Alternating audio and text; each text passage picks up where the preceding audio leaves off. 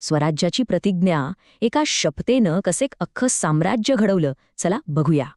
पण विचार करा, एका मंदिरात घेतलेली शपथ खरंच इतिहास बदलू शकते का? गोष्ट आहे 1645 सालची आणि ठिकाण रायरेश्वराचं मंदिर. इथेच तरुण शिवाजी महाराजांनी आपल्या काही खास विश्वासू मावळ्यांना एकत्र बोलावलं होतं.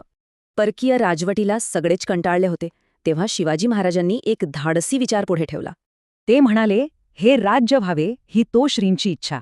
हे शब्दच क्रांतीची सुरुवात होते.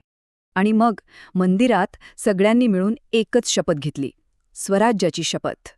हे फक्त एक वचन नव्हतं, ही एका मोठ्या ऐतिहासिक कार्याची सुरुवात होती. आणि लगेच कामाला सुरुवात झाली. तलवारबाजी, गुप्त हेरगिरी आणि शत्रूंची माहिती काढणं. पण फक्त लढून चालणार नव्हतं. प्रशासनाची सुरुवात दाखवण्यासाठी एक प्रतीक गरजेचं होतं. आणि ते प्रतीक म्हणजे राजमुद्रा. ही सार्वभौमत्वाची एक स्पष्ट घोषणा होती. त्या काळात सगळे शिक्के फारसीत असायचे. पण महाराजांनी निवडली संस्कृत भाषा. केवढा मोठा बदल! कारण स्वराज्य म्हणजे फक्त स्वतःचं राज्य नाही, तर स्वभाषा म्हणजे आपली स्वतःची भाषा सुद्धा.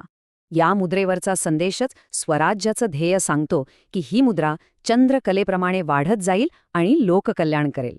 म्हणजे स्वराज्याची मूळ तत्त्व अगदी स्पष्ट होती.